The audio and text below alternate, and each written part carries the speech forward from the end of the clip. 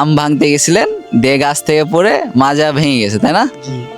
তা তখন এটা চোট পেয়েছে, চোট পাওয়াতে তখন আর কিছু করতে পারিনি। যখন যখন বেশি ব্যথা উঠে তখনই খালি ওই ব্যথার ওষুধটা কিনতে পারেন, তাছাড়া কোনো কিছু কিনতে পারেন না। চিকিৎসা করার কোনো অর্থ নাই আপনাদের।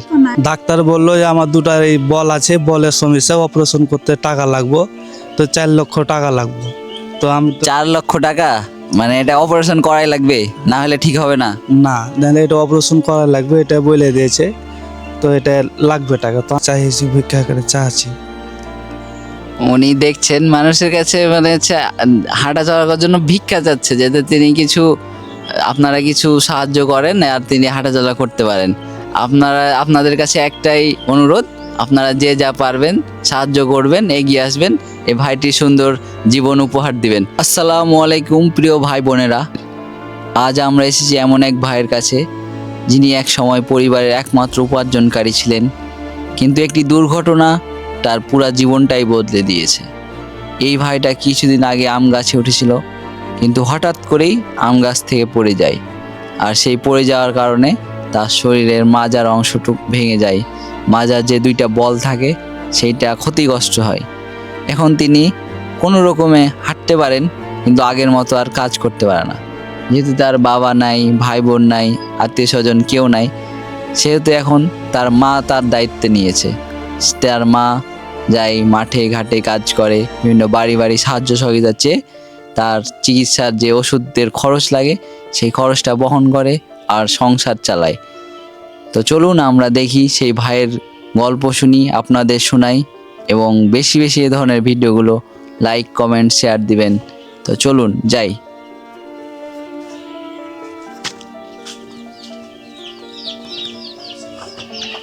আসসালামু আলাইকুম। ভাই নাই? আসসালামু আলাইকুম। ওয়ালাইকুম আসসালাম। কেমন আছেন? আছি ভালো, আলহামদুলিল্লাহ। তো কতদিন থেকে আপনার এই অবস্থা? প্রায় 7 বছর থেকে। 7 বছর? জি। তো কি সমস্যা আপনার একটু বলবেন? আমার মানজারের সাইডে হারে গেছে। মাজার? জি হাড়ে? জি। তো কিভাবে কি হয়েছিল? আচ্ছা আসেন, একটু বসে আপনাকে, এদিকে আসেন, বাইরে আসেন।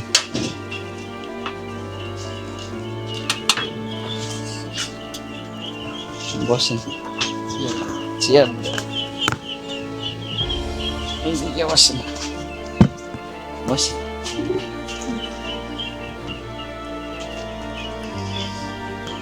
তো আপনি আপনার এটা বলেন, সম্পূর্ণ ঘটনাটা বলেন যে কিভাবে কি হয়েছিল।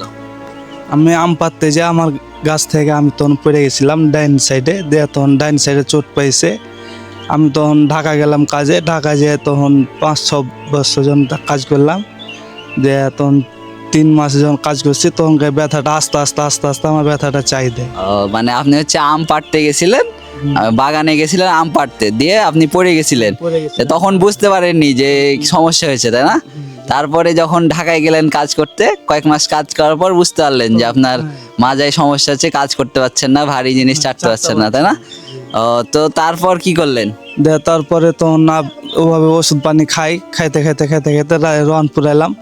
রহনপুরে চিকিৎসা পানি করলাম, চিকিৎসা পানি করে বললো যে কোনো কিছু টাবল নাই, সবই ঠিক এবার বললো। তারপরে ওষুধ পানি খাইলাম, খাইয়ে দেওয়া আমার ক্যাশ পাতি যখন সব শেষ হয়ে গেলো, তখন লাস্ট একবারে রাজশাহী গেলাম। রাজশাহীতে যে তখন গোটা MRI করলাম।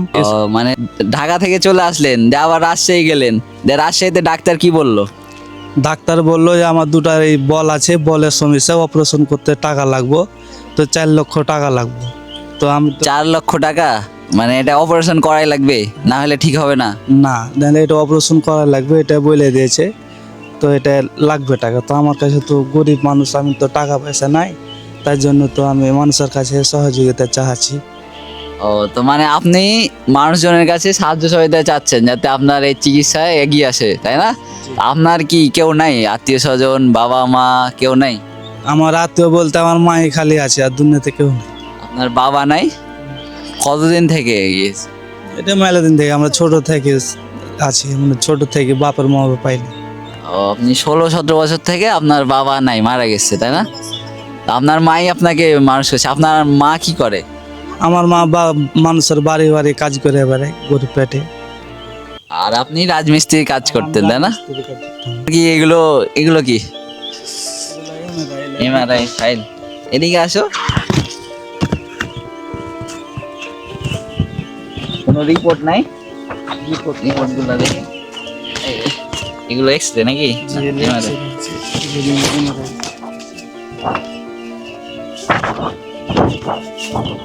দেখা যাচ্ছে বন্ধুরা, এই যে দুইটা বলের এই যে এগুলো না, এগুলো ভেঙে গেছে, লড়ে গেছে। আর এগুলো কি? এই যে MRI, এই যে এগুলো কোনটা ভাই? মেরুদণ্ড কোন দিক, কি সমস্যা? এটা এটা হচ্ছে পেটের দাড়ি। হ্যাঁ ঠিক আছে, হ্যাঁ এটা ক্লিন আছে, মানে আমরা চিকিৎসা করতে যখন নিয়ে যাই হ্যাঁ। তখন সম্পূর্ণ বডিটাই চেক করেছিলাম কোথায় থেকে কি সমস্যা। ও, তো আপনি একটু বলেন তো, আপনি তো এখানেই আছেন ছাদের থেকে, তো আপনি একটু ঘটনাটা পুরোটাই ভালোভাবে বুঝিয়ে বলেন তো। আমার এলাকার ছোট ভাই, হ্যাঁ ছোট ভাই বলতে সেম ইয়ারই, আমরা হ্যাঁ। একসাথে খেলাধুলা সবকিছু করতাম, হঠাৎ করে অসুস্থ।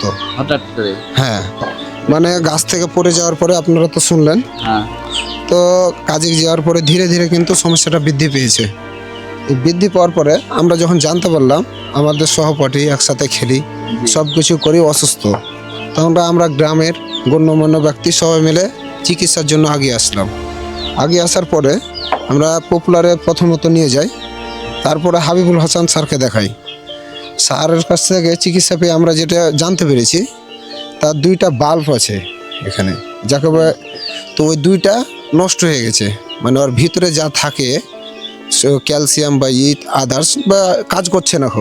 ওইটা ঠিক করার জন্য সম্পূর্ণরূপে ডাক্তারের প্রথমে বলছিল ব্যায়াম করা লাগবে। ব্যায়াম করার 3 মাস পর দেখছিল, ব্যায়াম করার পরে 3 মাস পর আবার যাই, তখন অল বডির যে আপনি এমআরআই দেখলেন, এমআরআইটা করা হলো। এমআরআই রিপোর্ট দেখার পরে বলল অপারেশন করা লাগবে। আচ্ছা, এই যে এতগুলো আপনারা করলেন, এগুলোতে কেমন খরচ হয়েছিল? আমাদের ফার্স্ট স্টেপে আমরা যখন যাই তখনকার 15,000, তারপরে আবার যখন সেকেন্ড স্টেপ যাই তখনকার 20,000 সামথিং। প্রথমবার যখন টেস্ট করালেন 15,000, আবার দ্বিতীয়বার এমআরআই করালেন তখন 20,000। প্রথমবারও এমআরআই প্রথমবারও এমআরআই করা লাগছিল, তাই না? তাও মানে প্রথমবার বুঝতে পারেনি? না, প্রথমবার বুঝতে পারেনি, প্রথমবার রোগের সমস্যা বলছিল। রোগের সমস্যা। তো দেখছেন আমাদের চিকিৎসার কি অবস্থা দেশে, যে একজন মানুষ তার মাজা ভেঙে গেছে, কিন্তু প্রথমে বলছে কিছুই হয়নি, হালকা রোগের সমস্যা। কিন্তু আমরা যখন ওনাকে বারবার নিয়ে গেছি, তারপর ভালোভাবে যখন কয়েকবার টেস্ট করি, তারপর বুঝতে পারছে। তারপর কি হলো ভাই? তারপরে আমরা তো ওখান থেকে চলে আসলাম, স্যারের কাছ থেকে সব কিছু জানলাম কত কি খরচ হবে। তো স্যার আমাকে বলল প্রায় 4 লক্ষ টাকা খরচ হবে। তো স্যারের যেটা বিল আছে অপারেশন, ওটি ফি নেই, তো স্যার ওখান থেকে কিছু লেস করতে চেয়েছে। তো সব মিলিয়ে ওষুধ, আদার্স, যাতায়াত, কেয়ারিং, যত যা খরচ আছে সব মিলিয়ে প্রায় আমরা 3.5 লক্ষ টাকা মতন খরচ হবে। 3.5 লক্ষ টাকা। হ্যাঁ। তো আন্টি আছে, আন্টি তো শুনলেন কিভাবে জীবন যাপন করে। আমরা একটু এদিকে দেখাই, ওনাদের বাড়িটা একটু দেখাই, আসো। এই যে দেখো, এই যে ঝড় হয়েছিল, টিনে উড়ে গেছে, যে পলিথিন দিয়ে রাখছে।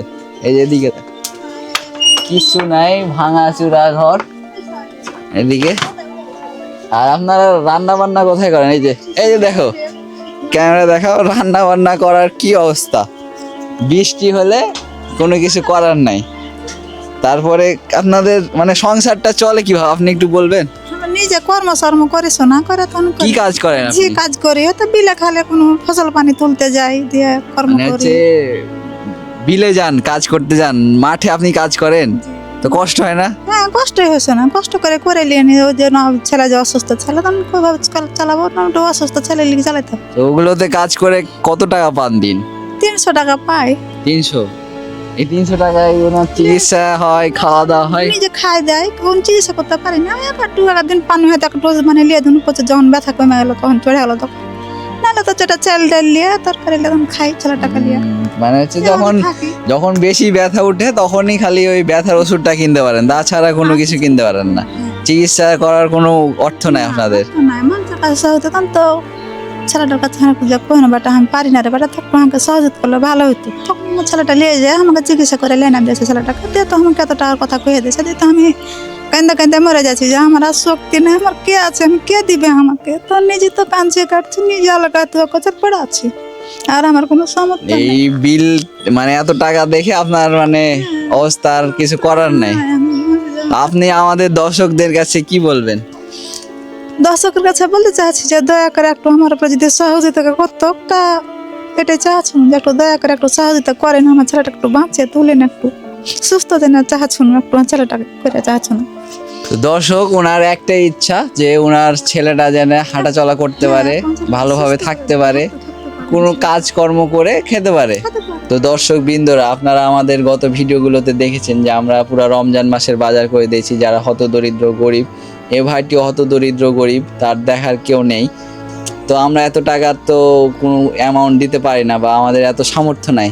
তো আপনাদের যাদের সামর্থ্য আছে, যারা এই ধরনের কাজ করতে আগ্রহী, আমাদের সাথে যোগাযোগ করবেন। আমরা তার সাথে আপনাদের পরিচয় করিয়ে দেব, তাদের কি কি সমস্যা, কি কি দরকার, তাদের সাথে আপনারা কথা বলতে পারবেন।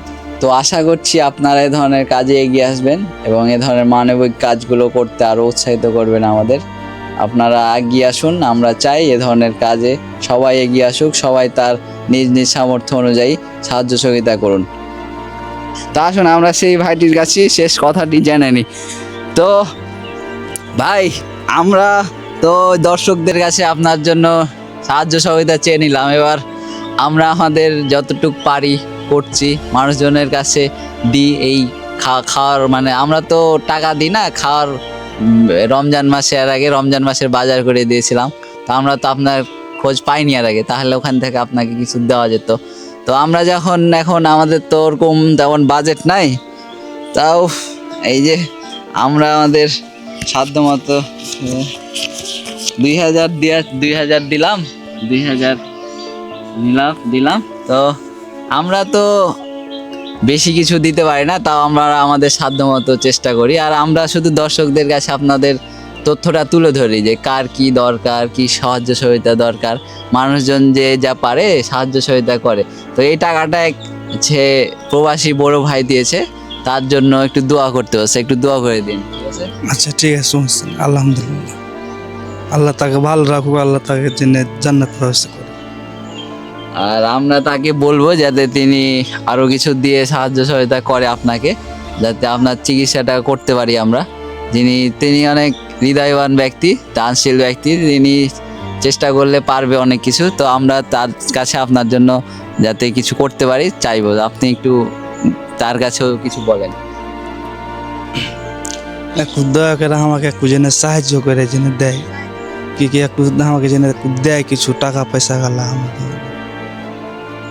এটাই আমার অনুরোধ, এটাই আমি মানুষের কাছে চাইছি, ভিক্ষা করে চাচ্ছি।